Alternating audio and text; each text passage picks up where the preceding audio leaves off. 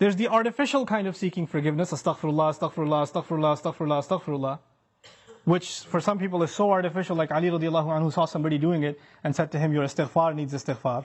Because it's just rolling off your tongue. There are some things that keep you and me from seeking Allah's forgiveness. It has to do with expectation. Some people deep in their mind have internalized that I have done way too much messed up stuff. Allah probably doesn't like me very much. Some people even go as far as to say, I've heard them say, Allah hates me. Allah hates me. Allah doesn't like me. Allah is angry with me. I've done a lot of bad things. I knew Allah doesn't want me to do this, and I did it anyway, and I did it over and over and over again. So I'm basically off of Allah's good books. My prayers don't mean it. And when people internalize that, you know what they do? I'm a bad person. Could you make dua for me? Because I'm disqualified already.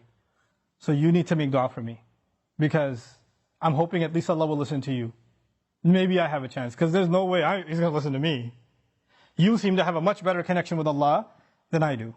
Let me take you back, short reminder. Who was the offer made to by Nuh alayhi salam? Nuh alayhi salam was making this offer to one of the most rebellious nations on earth. Continuously rebellious. And he said, if you can just come ask forgiveness, not only will Allah give you forgiveness, He'll open up the world for you. In other words, you don't get to write yourself off. You don't get to say about yourself, I'm too far gone. Seeking forgiveness is not for you, maybe for somebody else, but I'm a lost case. I'm a terminal case. I'm beyond hope. I'm already done for. If anything, my mom will make dua for me. Or this one will make dua for me. And this is where shaitan comes. Shaitan uses that. When shaitan, he takes advantage of the hopelessness of people, and that's one of the doors to shirk. You know that? One of the doors to shirk. Why? Because then religions come, false religions come that say, you're too messed up, let Jesus forgive you. You be good to Jesus, He'll take care of God for you. He'll be in between. Or they'll place somebody else in between. This saint, go to his grave. Go ask him, be good to him, put some chocolate in front of his grave, and he'll ask Allah to take care of your problems. Because you're too messed up. You can't deal with Allah, He's too angry with you. He, however, was in Allah's good book, so you go through him. This is how shirk opens up. In other words, the essence of our direct connection with Allah, which is what Iman is, which is what Tawheed is, which is what La ilaha illallah is. The essence of it is you get to ask Allah directly for what you need. And I'm telling you, I'm reminding myself, the thing we need the most, because it will take care of all of our needs, is seeking forgiveness. Now, there's a seeking of forgiveness by the tongue, and there's a seeking of forgiveness by the heart. Human beings tend to be defensive. If I criticize you for something, hey, I saw you said that. Why did you say that? I didn't mean it like that. You don't understand what I was going through. Excuse me. You don't even understand the whole story. Hey, I noticed that you did this. You get defensive immediately. بَلِ الْإِنسَانُ عَلَى نَفْسِهِ بَصِيرًا وَلَوْ أَلْقَى مَعَاذِيرًا. Human beings have good view of themselves, but they make lots of excuses. They keep throwing excuses. If you're going to seek Allah's forgiveness, you have to find a time. It doesn't matter if you don't know Arabic, and you only know Punjabi, and you only know Bangla, or Bahasa, or English, or Urdu. It doesn't matter. You speak to Allah, and you genuinely admit to Him what you've done wrong, and don't make excuses. It's really hard to do that. Because even when you stand in the mirror, you lie to yourself. You tell yourself, I'm not that bad. I have reasons for what I did. I have justification. I've been through a lot.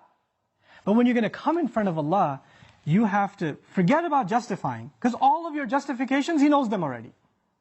He knows what you were going through. He knew it was a tough time. He knew that this was overwhelming you, that was overwhelming you. I was under a lot of stress, Ya Rab, that's why I drank. Don't give Him the reasons. He knows your reasons better than you do. You need to come to Him openly, without any filters, without any hesitation, with no guard, with no shame. You're embarrassed to even admit this to anyone until you completely, openly admit to Allah how messed up you've been and how you've messed up. Completely openly. And as you do it, let me tell you, as you start verbalizing those things, I would be hard-pressed to think tears are not going to roll down your eyes.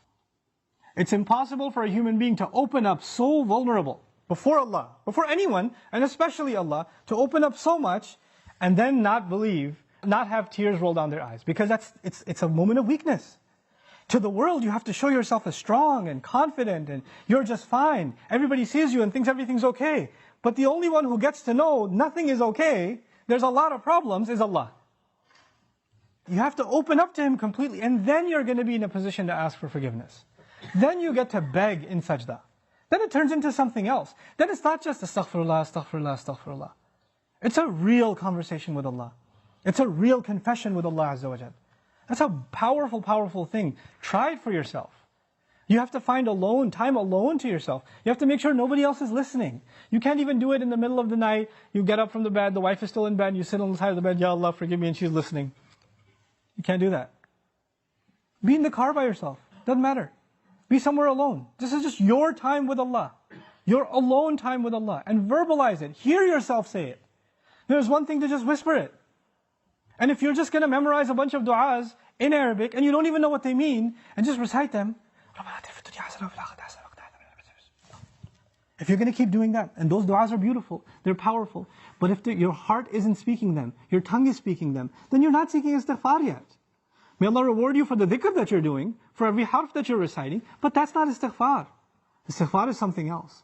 And when these tears come down, when this starts opening up, then the sky opens up.